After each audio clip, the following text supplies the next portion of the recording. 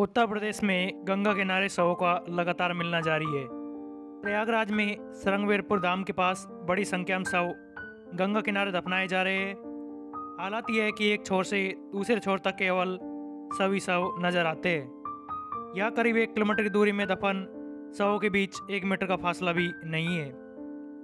घाट के दोनों तरफ जहाँ तक निगाह जाती है वहाँ तक शव दफनाए गए हैं। शव किनारे झंडा और डंडा भी गाड़ा गया है।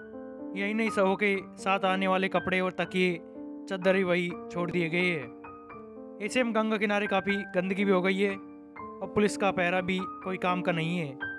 अंतिम संस्कार का सामान भी बहुत महंगा आ रहा है। घाटों पर पूजा पाठ करने वाले पंडितों का कहना है कि पहले रोज या 8 से 10 शव ही आते थे, लेकिन पिछले 1 महीने से करीब 60 से 70 शव आ रहे हैं। किसी दिन तो ये शव 100 के पार चले जाते हैं। पंडितों के अनुसार यह पिछले 1 महीने में करीब 4000 से ज़्यादा शव आ चुके हैं।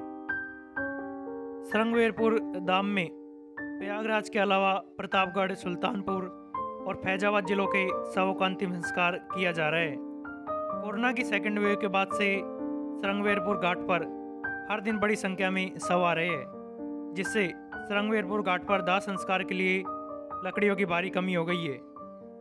लकड़ियों के ठेकेदारों का कहना है कि लकड़ियों की यह भारी कमी है और यह केवल शवों को गाड़ा जा रहा है। ऐसे में हालात में लोगों की मजबूरी में दाह संस्कार करने के बजाय लोग शवों को दफनाने पर मजबूर हो गए हैं।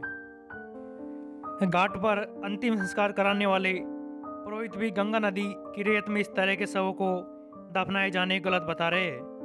शमशान घाट पर लकड़ी की कमी और प्रशासन की ओर से कोई इंतजाम न होने के कारण मजबूर हम लोग शवों को रेत में दफना कर लौट रहे हैं।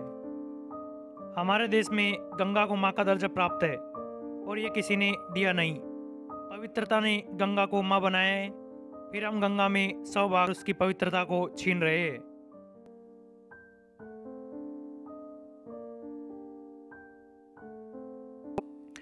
हालांकि राज्य सरकार ने SDRF और पुलिस को आदेश दिए कि अगर कोई जल में शव को प्रभावित करते दिखता है तो उसके खिलाफ कार्रवाई की जाए और उस पर जुर्माना लगाया जाए। नदियों सटे सभी गांवों और कस्बों में लोगों को जागरूक भी किया जा रहा है। काफी मिट्टी यहाँ दफनाई गई है श्रीमान।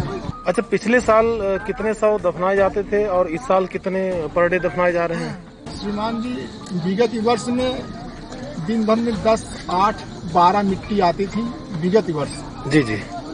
इस वर्ष जो है मान्यवर जो है कम से कम 60-65 मिट्टी तक यहाँ आई है श्रीमान जी। पहले जो है 10, 15, 20 लाशें आती थी, लोग दिखाई नहीं देता था, बालू इतना रहता था, तो उसमें जो है समझ में नहीं आता था, उनका दाह संस्कार हो जाता। निहायत गरीब लोग ही लाश को गाड़ते हैं यहाँ। अभी जो कोरोना टाइम चल रहा था, इसमें इतनी ज़्यादा लाशें आई कि लोग एम्बुलेंस से लेकर के आए, उनके पास टिकटी नहीं है, उनके पास लोग नहीं है, किसी तरह ले आकर के लोग गाड़ के अपना भग गए।